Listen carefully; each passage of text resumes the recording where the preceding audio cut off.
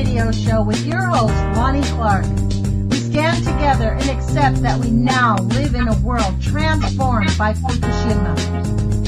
Monday, Wednesday, and Friday from 8 a.m. to 9 a.m. Pacific Standard Time here on UCY.TV radio. We relentlessly engage every ear that listens.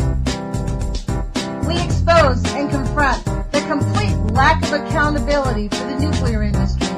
Consider social engineering programs who view our bodies, minds, and souls as assets on a balance sheet. We discuss vital current issues, interview activists, and engage our audience in an effort to allow all voices to be heard. The Age of Fission radio show creates a venue that all will choose. We encourage our listeners to reclaim their power and their courage to take action and save our planet from the ravages of greed and indifference. Our actions matter. Every voice matters. We remind our listeners that happiness is resistance.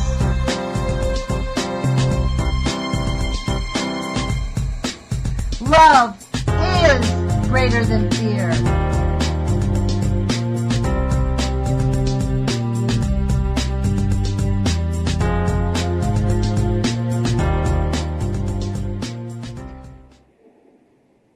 Good morning, UCY.TV radio listeners. This is Lonnie Clark again, Nuts for Art on the YouTube channel. Today is October 12th. I can't believe it. We're already into October. And it's Monday morning, and I guess officially this is called Day. Many people call it Indigenous Peoples Day, Native Indigenous. I don't know what they're calling it, but, you know, Christopher Columbus didn't exactly discover America, and he wasn't exactly a friend of the natives who lived here, the American indigenous people, or the South American people. He actually turned out to be a pretty heinous criminal, if you ask me. Normally on Mondays, I read the nuclear alerts. We only have 4 pages of them. I'm going to breeze through them. I'm not going to read every single one. I kind of think it's almost a waste of time to read about somebody getting 54% of their prescribed dose of a brachytherapy. That was one of them. That was the first one that was reported for October 6th. So I'm going to move on from that. Whenever I see, I've sort of decided that I'm not going to spend the whole time reading about it when a patient receives an underdose. Anybody who's read the book Death by Medicine knows that, frankly, these doctors in the United States are minimally medically educated and can barely be called doctors. They haven't got a clue what they're doing to you. So if you go under the knife and allow them to put radiation into you, you know, God forbid. So the second one, that is event number 51424, is from the Ohio Bureau of Radiation in Chillicothe, Ohio. I think we have that. That was the original one, dated event date 9/23.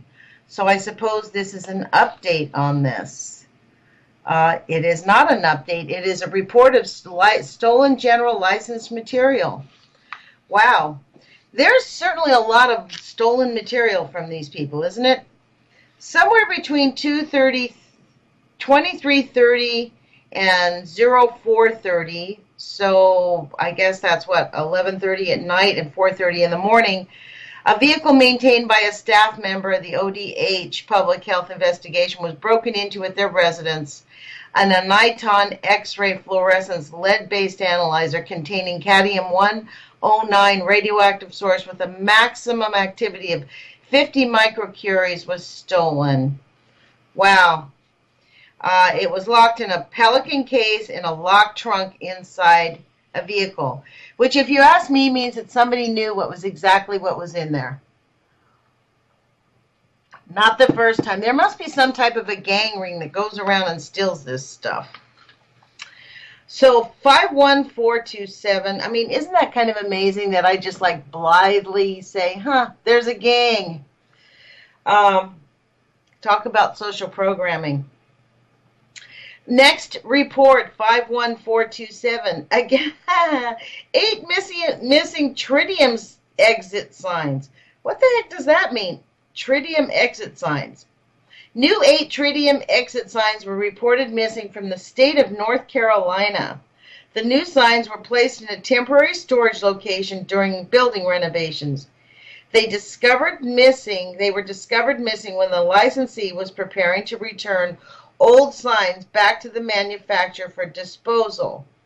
The licensee believes that these new signs were inadvertently discarded in the trash. The 8 signs were manufactured in Isolate Corporation, and each contained approximately 6.22 curies of tritium. Inadvertently discarded in the trash. Do you hear that, folks? That didn't even hit the news. Each sign contains 6.22 curies of tritium. Curies, not millicuries, curies of tritium. The serial numbers of the missing signs were, so keep your eyes out looking for these ones, folks. 1203962, 1203964, 1203966, 1203961, 1203900, 1203963, 1203902, 1203897. North Carolina will be citing the licensee for the loss of radioactive material. I wonder what that means. They'll be citing, which means they're going to charge them money. That doesn't mean they're going to be closing down their license or looking at them as being competent or incompetent. It just means they're going to charge them money. This is so off the chart fucking outrageous. I must not know. What is an exit sign? That's an interesting thing. What's an exit sign? That must be some type of an insider thing. I need to find out what that means. Tritium exit signs. Exit signs have 6.22 curies of tritium. I find that fascinating. Okay, here we are at the next nuclear alert, and we are on October 6th. This is last Monday, folks. Or what day was the 6th? The 6th was Tuesday. Today we're not going to get one because it is a holiday, so we're going to go up to the 9th. 51444, manual reactor trip during shutdown of a refueling storage. During the scheduled Unit 2 down power, I'm going to read that again. During the scheduled Unit 2 down power to start 2RF15 steam generator 3 control feed valve failed to control an automatic or manual, resulting in excessive feed water flow. Control room operators manually tripped the reactor and aligned auxiliary feed water. No automatic RPS or EFS actuations occur. Plant conditions are stable. Thank God for that. All control rods fully inserted on the trip and no safety valve or relief valves lifted. The plant is supplying water to the steam generators with auxiliary feed water and removing decay heat through the main condenser. The unit is in normal shutdown electrical lineup. There was no effect on Unit 1. So that is Comanche Peak in Texas. Anybody living out there ought to be contacting that licensee and finding out what really did go on. Because they're saying they're all fully inserted on the trip and no safety or relief valves lifted. I'm not so sure I trust any of these people. The next one is at a power reactor, Braidwood, Illinois, event number 51450. Valid specified system actuation. What does that mean? Braidwood Unit 2 was performing a planned plant shutdown for refueling outage A2R18 in accordance with plant shutdown procedures while in mode 1 at approximately 15% power. Operators attempted to start the startup feed water pump. They call that SFWP, startup feed water pump. And the pump immediately tripped on phase A over current. The 2A motor-driven feed water pump was manually started to maintain steam generator water level during the shutdown and subsequent cool down, while in mode 3, which is hot standby at 550 degrees Fahrenheit, the 2A MDFWP was manually secured due to pump inboard journal bearing temperature exceeding 200 degrees Fahrenheit operating limit. Wow. At 01:05 CDT, an anticipated automatic auxiliary feedwater actuation signal was generated on low steam generator level 36.3%, and both 2A, 2B auxiliary feedwater pumps auto-started. Also at 1:05, a reactor protection system reactor trip signal was received due to low steam generator level with a reactor not critical. Both auxiliary feedwater trans-operated as designated with the main steam pumps in service and the main condenser providing the heat sink. All systems operated as designed, with the exception of the startup feedwater pump, except for the startup feedwater pump. And what was the other one? The MD feedwater pump. What is the MD feedwater pump? That was the main motor-driven feedwater pump. Except for that, everything worked fine, except for the startup feedwater pump, and except for the motor-driven feedwater pump. We're fine here, folks. No need to worry. Fucking hell. These people just crack me up. I mean, it really, unless you laugh about it, you're going to spend your life super angry. They really have no regard for human life whatsoever, not even their own. The people working there don't even care about themselves. The next event is at a power reactor, event number 51451. Boy, that gets my tongue twisted.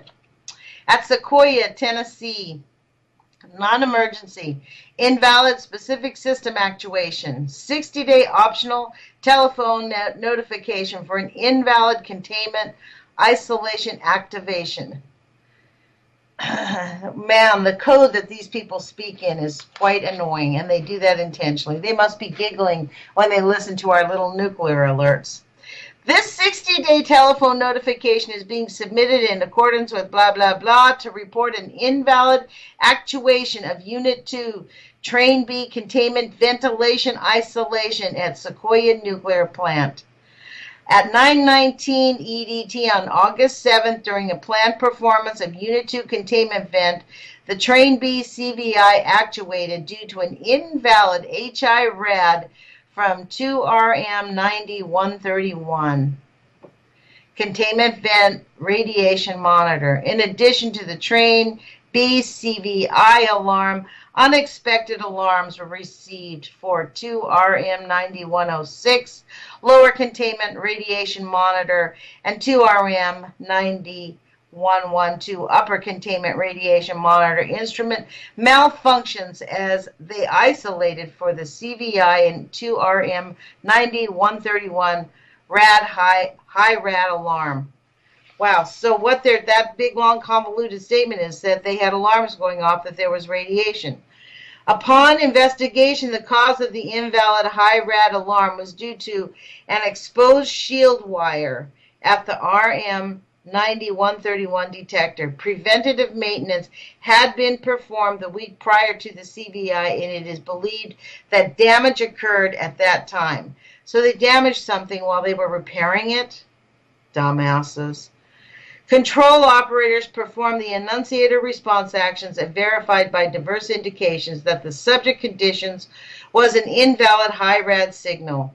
There was no indication of degraded reactor coolant system parameters or fuel failure. Thank God for that. This is so unbelievable. I'm going to stop reading the rest of it. It's all just a bunch of blah, blah, blah. They're all saying everything's fine. Just fine. At the time of the event, the planned conditions for the high rad alarm did not exist. Therefore, the CVI was invalid. Therefore, don't you love these therefores? let's don't look into it. Don't you and I wish we could wake up on Monday morning or Tuesday morning after a holiday and go to work and be completely incompetent and still get paid? Another reactor event at Beaver Valley, Pennsylvania, event number 51453, degraded conditions.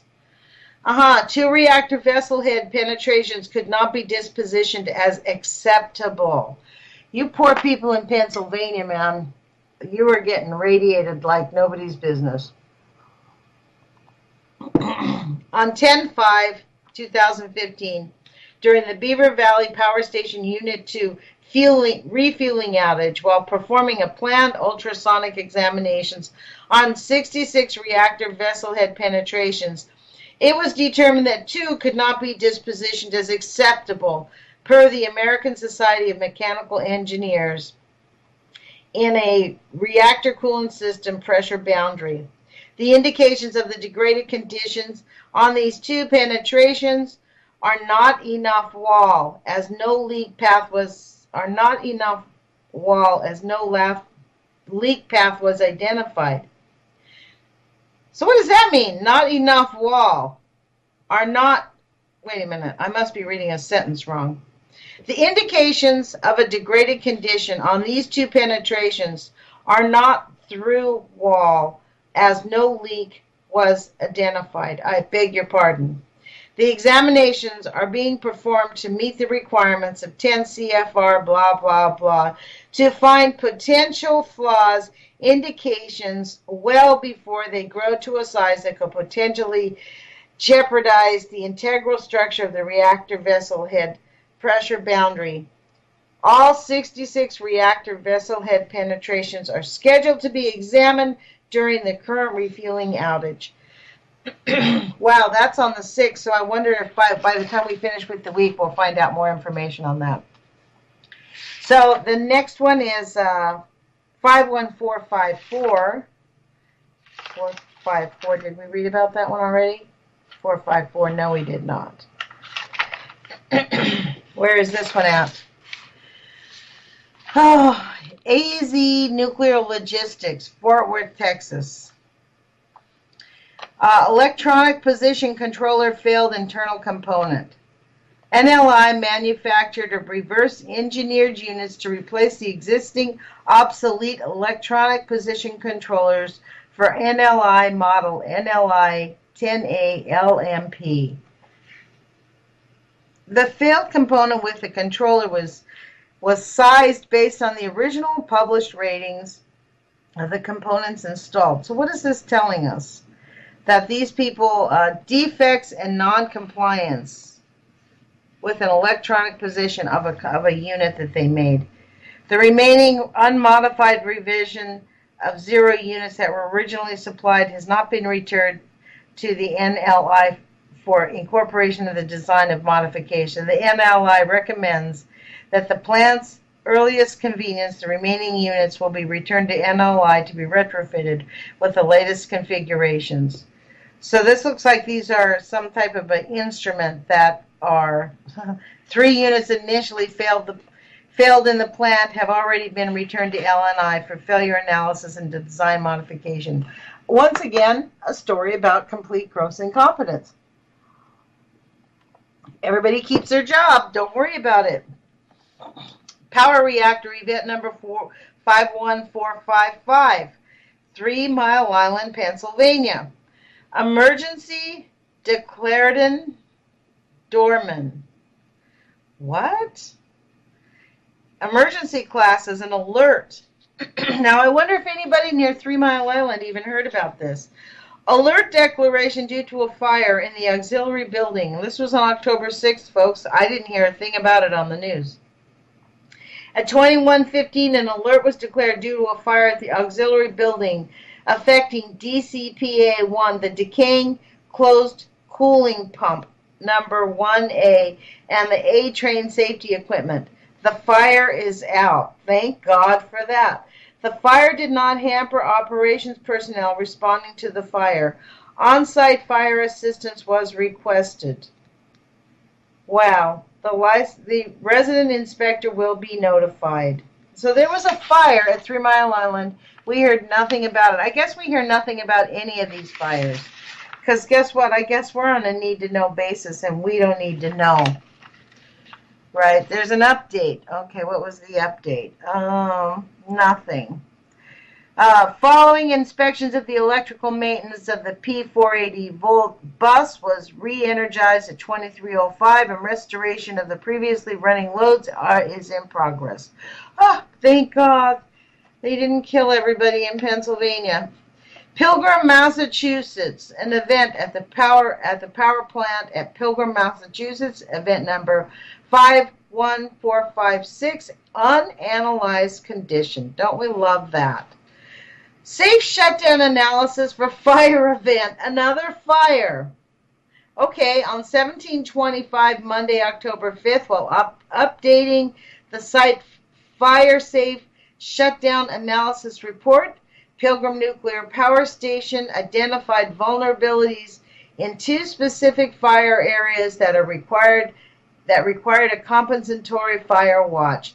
The compensatory fire watches have already been established. The specific concern involves the unlikely scenario that fire forces evacuation of the control room. In addition, it is postulated that motor-operated valves cannot be operated from their alternative control location due to spurious operation caused by hot shorts in control wiring. The specific failure mode is described in NRC Notice 92-18. Engineering modifications under this development and schedule are under development and scheduled for implementation to address the specific IN 92-18 concern. Don't worry. At such time, let's see, what does it say? Based on the above, the condition is reportable to the NRC. So move along. Nothing to worry about here, folks. Wow. This is just so unbelievable. They just have fires and like, no big deal. This was now October 7th. This is Wednesday. It's the 8 missing tritium signs. They reported an update. Let's see. What do they say about the update?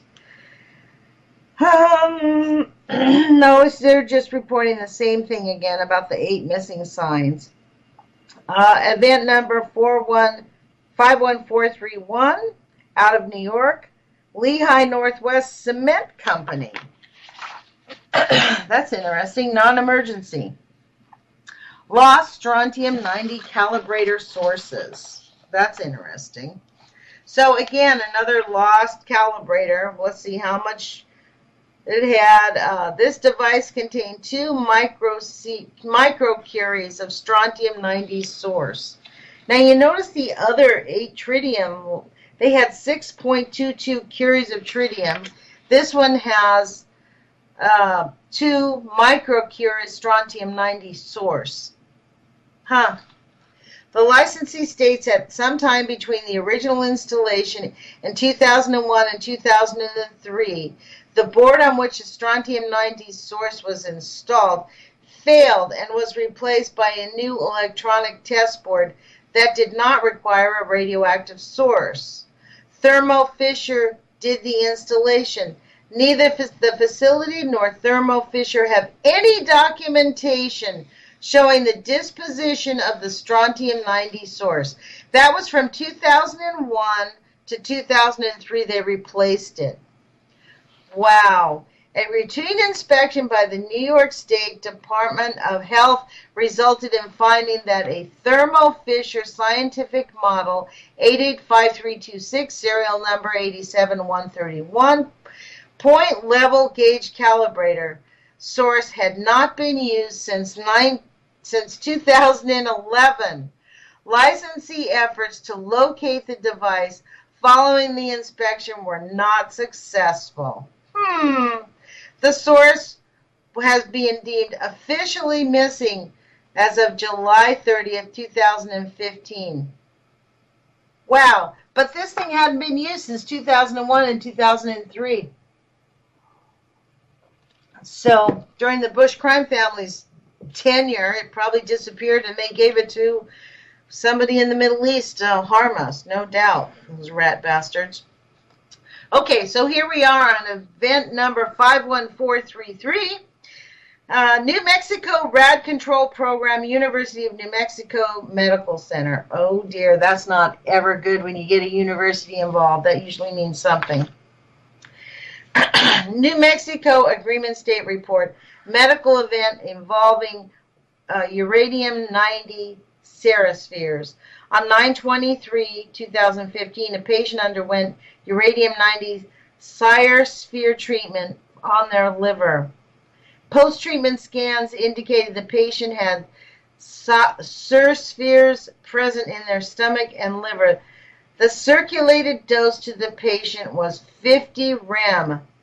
The state of New Mexico will be sending to the inspector to investigate the cause of the event.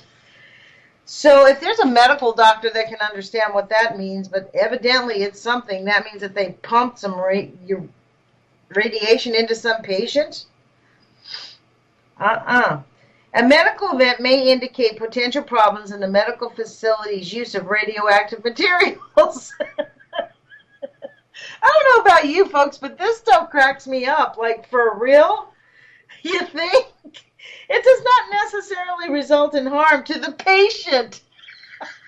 Really? Let's just pump some radiation into you folks, and you won't hurt at all. You won't taste it, feel it, or smell it. So you're good to go.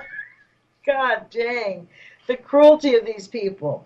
Event number 51455. You know, I'm sort of dyslexic on these numbers, folks. Again, 3 Mile Island, Pennsylvania. Is this the same thing due to a fire? Is that the same thing that we had going on the other day? 2115 on 10/5 was declared a fire in the auxiliary. Yes, it is. The pump cooling station. So let's see. This was an update. Following inspection of the electrical pump, the bus was re-energized and a restoration of previously running loads is in progress. Whew! So I guess we're supposed to feel grateful that they're telling us after the fact. So they got the fire under control. Fucking rats. Here we are, next event for 51457, Grand Gulf, Mississippi. Off-site notification. Inadvertent emergency siren actuation. That doesn't make you feel good, does it? At 13:33 on 10/6, Grand Gulf Nuclear Station was notified by Claiborne County Civil Defense that the public notification system sirens in Claiborne County had inadvertently initiated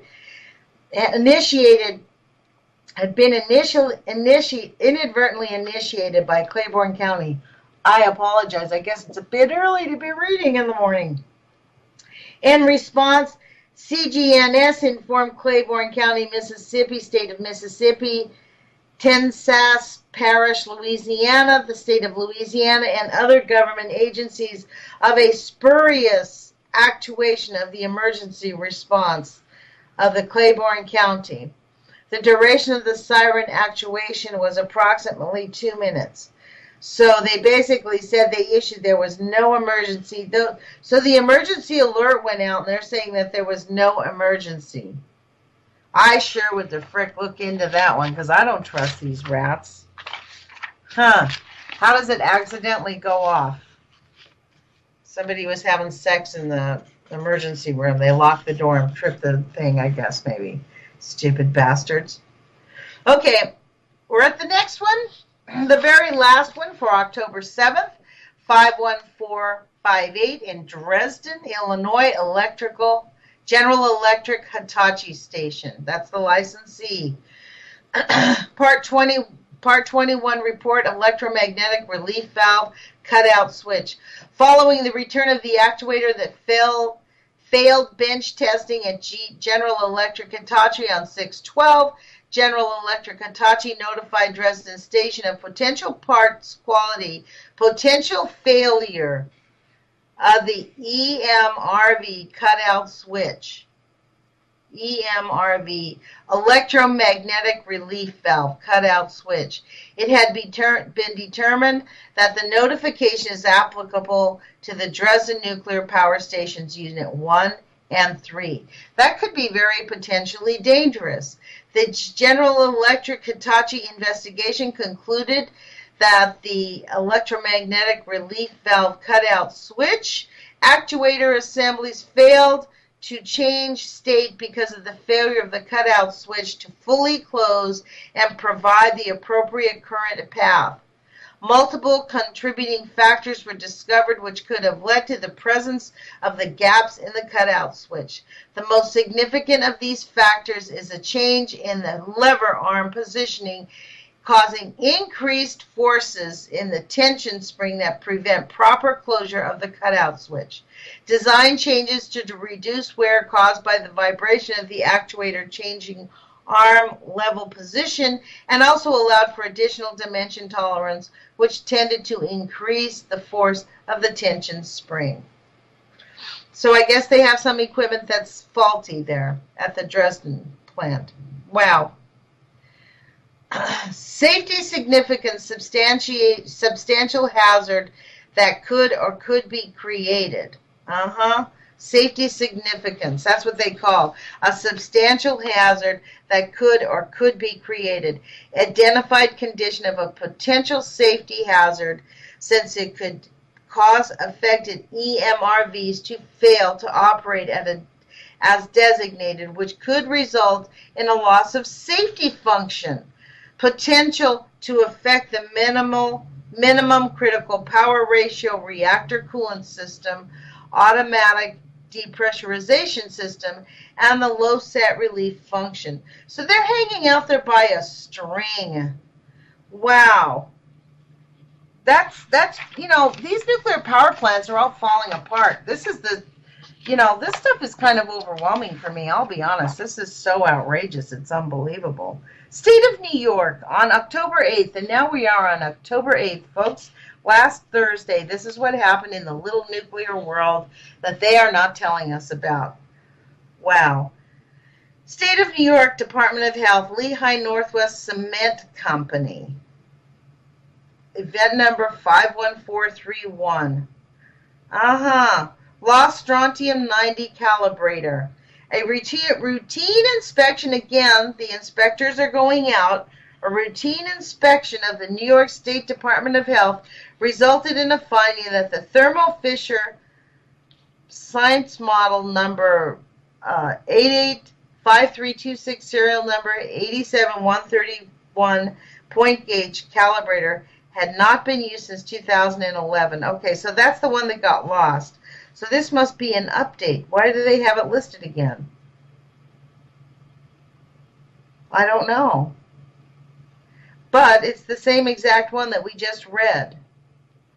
From the event date was 7/30 when it was discovered.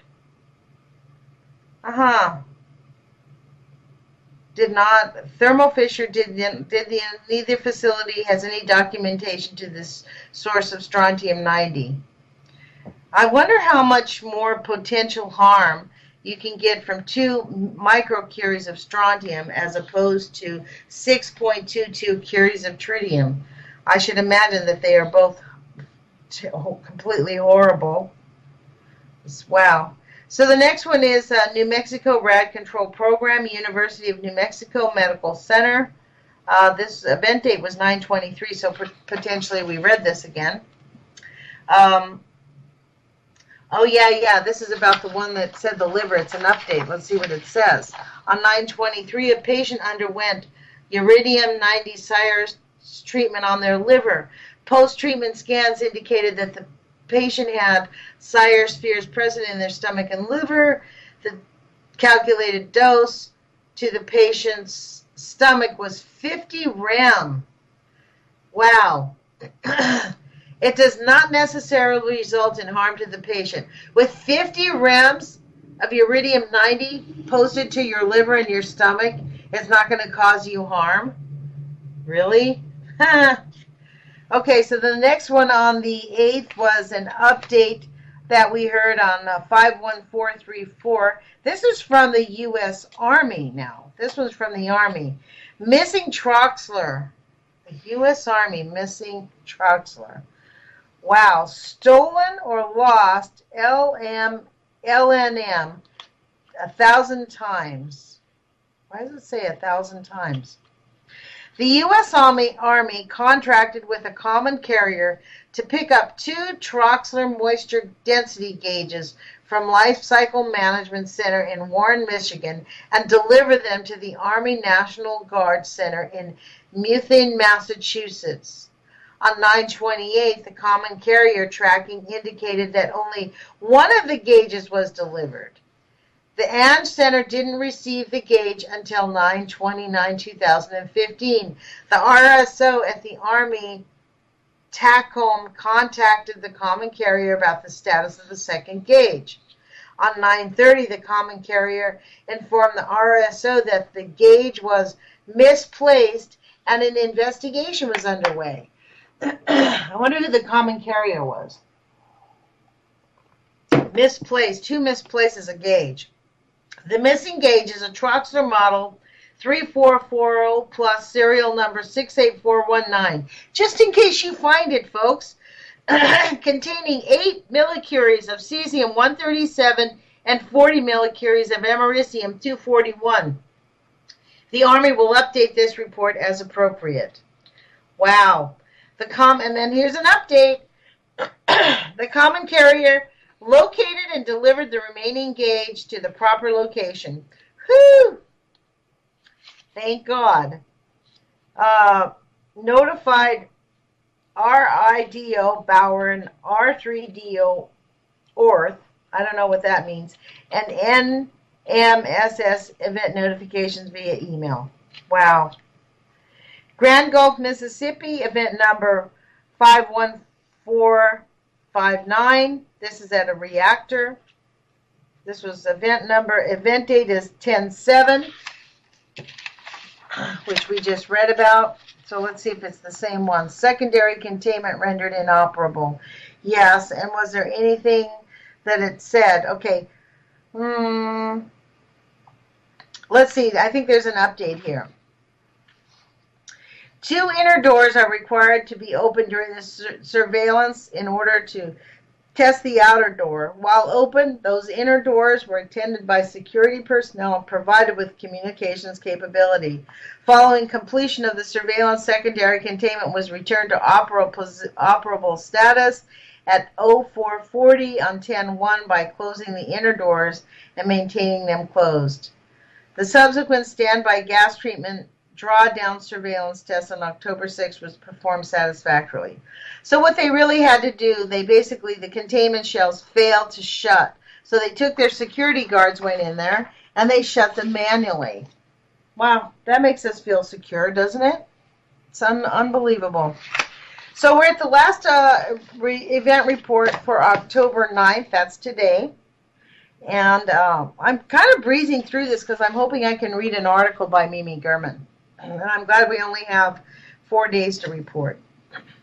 So the U.S. Army, event number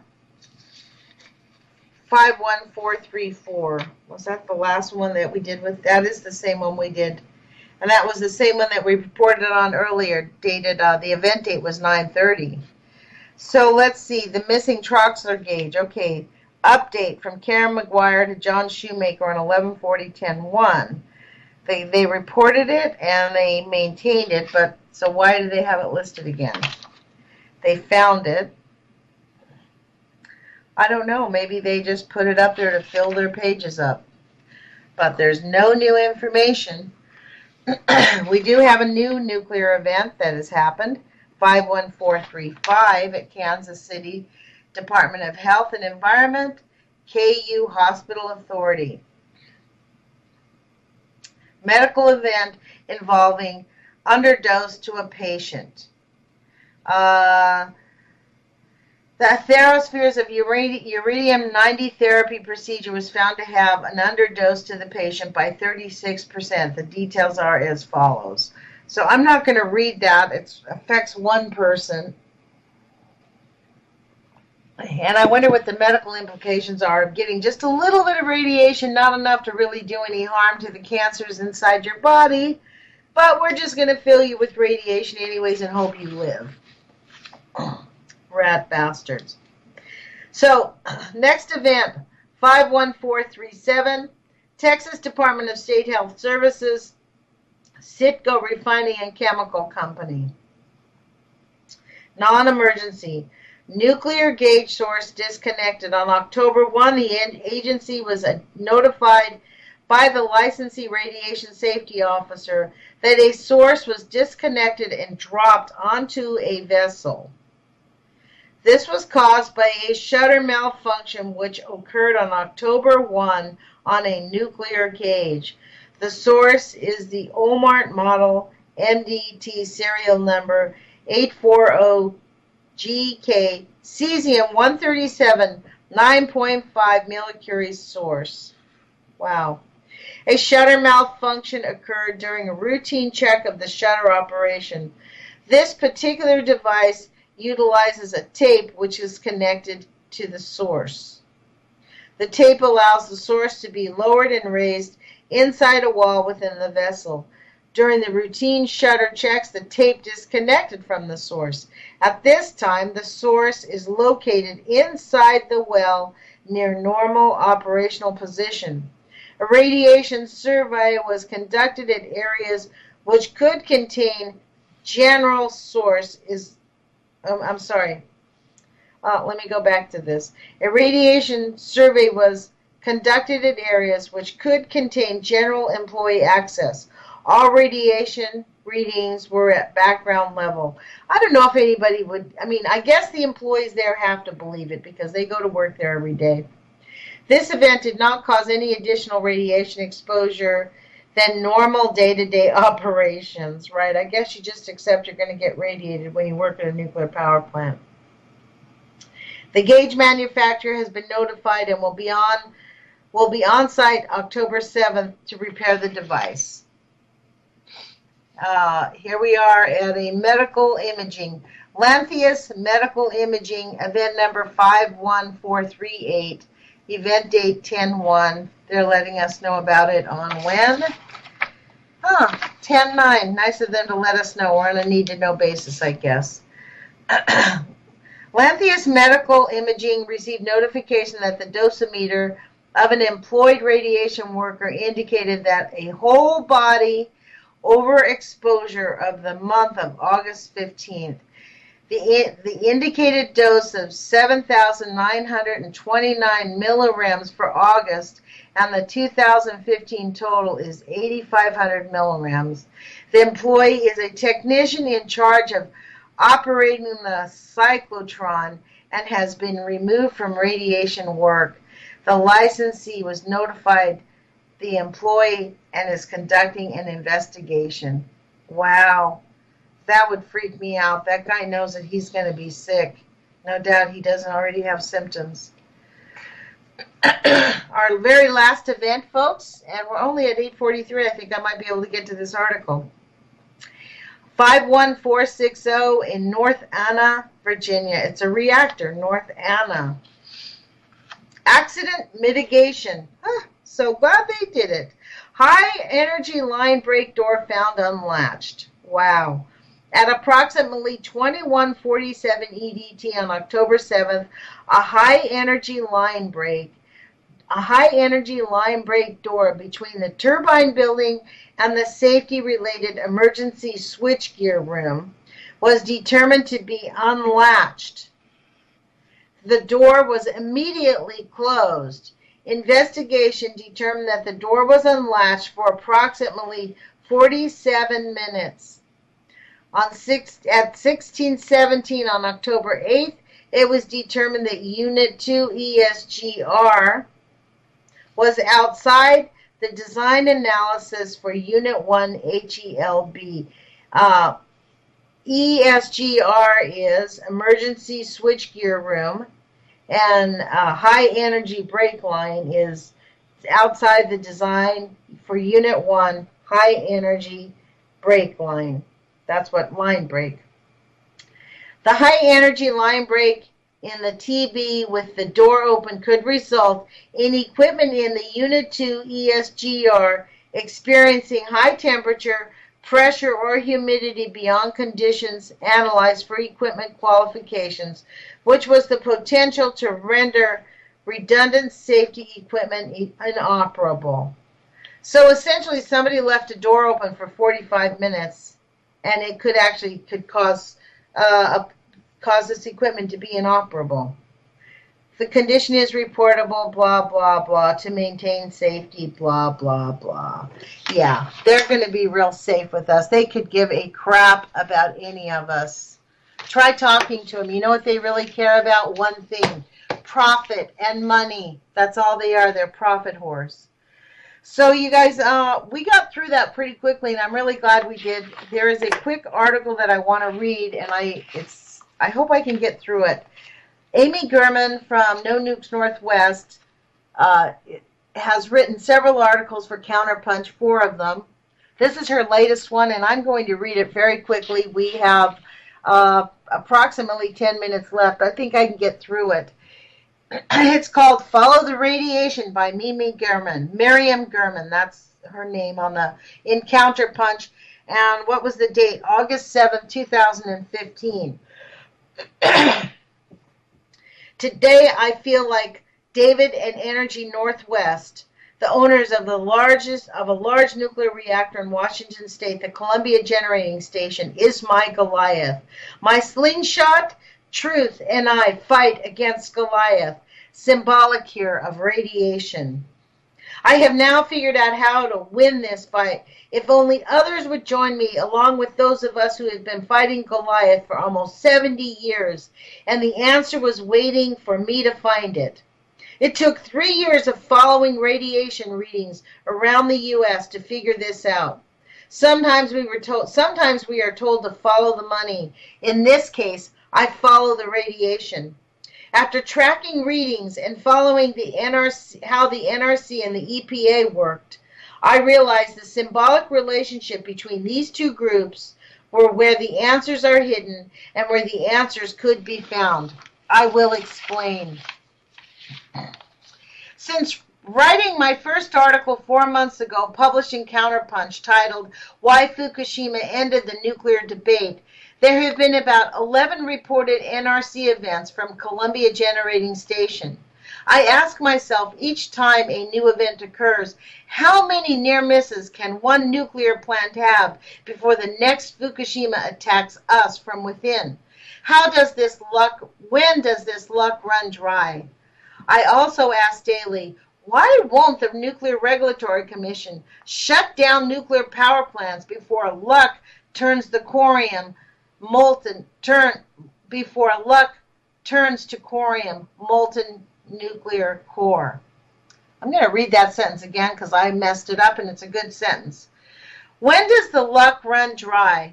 I also ask daily, why won't the Nuclear Regulatory Commission shut down nuclear power plants before luck turns into corium, molten nuclear core? Corium is molten nuclear core, for those of you that don't know.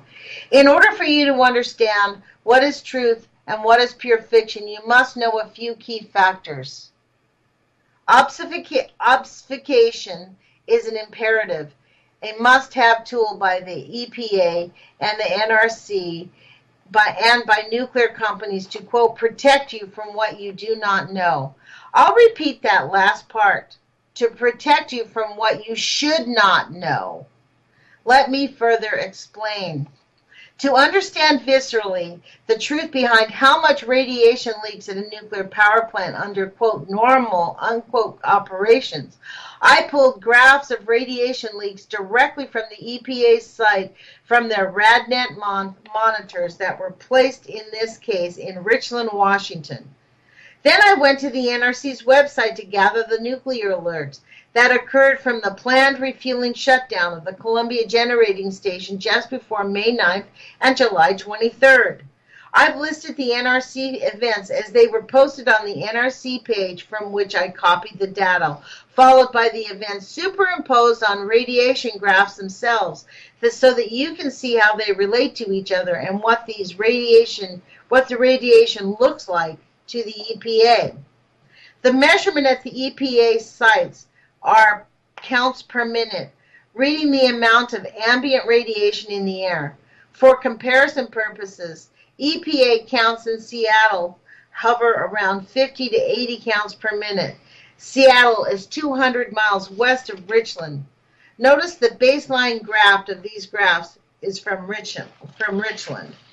On May 1st, Rod Position Indicator Systems, unplanned outage, major loss of assessment capability.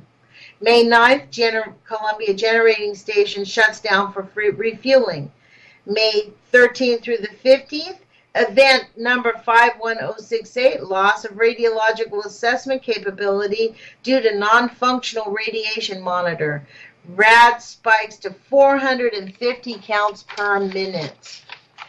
Then she's got 2 pages of graphs, guys, that is really awesome to look at. It basically shows us that it goes up normally around, I don't know, anywhere from 250 counts to 450 counts near Washington, Richland. May 22nd, event number 51086, emergency diesel generator start due to actuation of undervoltage circuitry. RadNet spikes to 360 counts per minute. On May 27th, event number 51094, area radiation monitors non-functional during planned bus outage. RadNet monitors show steady increase to 260 counts per minute to 285 counts per minute. June 2nd, event number 51109, defective circuit breaker secondary closed latch. RadNet spikes to 285 counts per minute with additional spikes on June 7th and June 8th to 290 counts per minute. June 26th, event number 51182, half scram. 2 reactor vessels failed high. RadNet monitors show steady increases over the next 2 days of 265 counts per minute to 320 counts per minute. July 8th and 10th, RadNet shut down monitor for 2 days. Wow. So it started spiking, and so they just shut down RadNet. July 13th, event number 51228, secondary pressure containment increase above technical specification limit. What happened during the 2 days of RadNet monitor shutdown? We have no idea. One might ask, after seeing these charts, where does the radiation go after it passes over the EPA's RadNet monitor for detection? Which way was the wind blowing? What were the radioactive elements that were released? And what does that mean to the food chain and to the human bodies? Who will get cancer from each release of radiation, and how many will suffer? Was anyone notified? You will not be notified. Some people near nuclear reactors will have been supplied inert potassium iodide tablets to block the uptake of radioactive 131 and 129 should they be released. But you must take them before the radioactive gases reach you. However, almost certainly the owners of a nuclear power plant won't tell you when you should be taking them.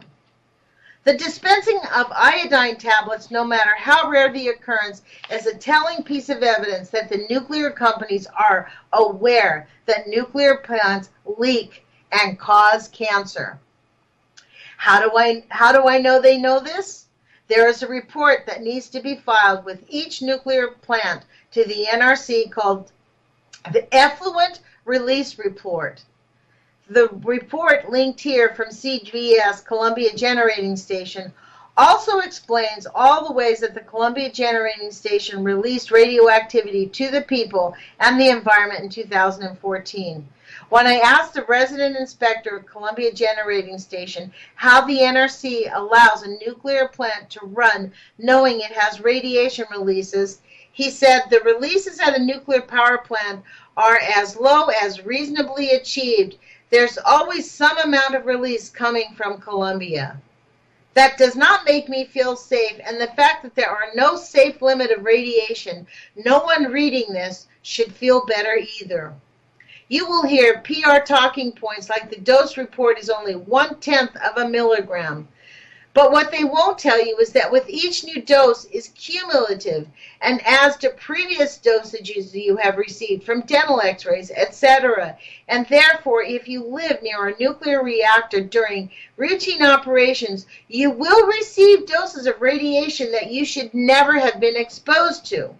Quote, if you pollute when you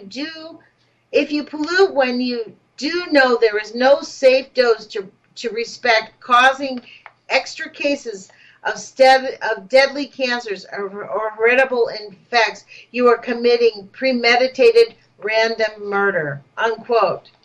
That's from Dr. John Goffman, PhD, MD, comments on a petition for rulemaking to the Nuclear Regulatory Commission, May 21st, 1994, unquote. You have seen what I've seen. You know basically what I know. You know that communities near and relatively far from nuclear power plants are getting dosed with radiation, an act that is sanctioned by the NRC. You can see for yourself in the charts I've presented. We know that in accordance to Dr. Ian Farley and studies reported in the Lancet, that workers at nuclear power plants develop leukemia at more than double the previous estimates in studies from 2005.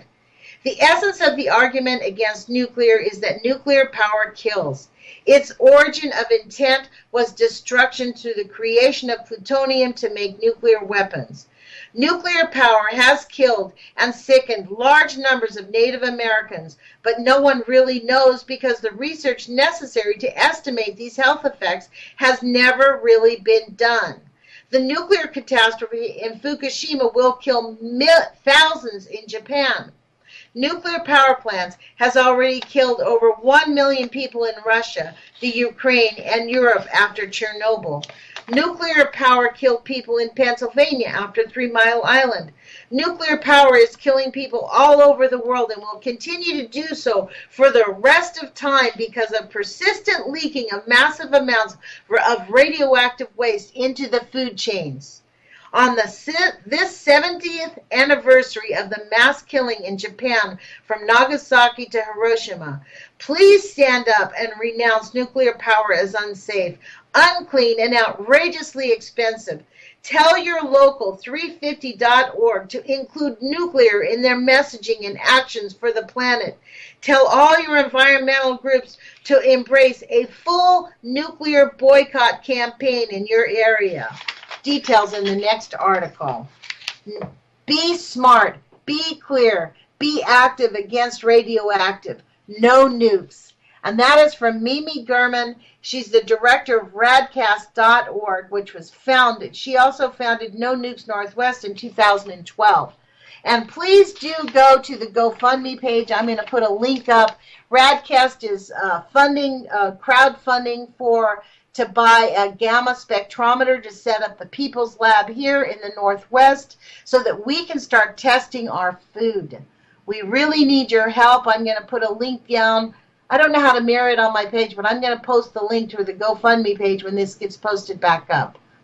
On Wednesday, folks, we do have a pretty awesome interview with Sean from the SGT report. I have some questions to ask him about his recent videos he's been putting out about the economic market. I really appreciate your listening. Thank you for supporting UCY.tv. And we will see you guys on Wednesday. Put your courage feet on. We definitely need it.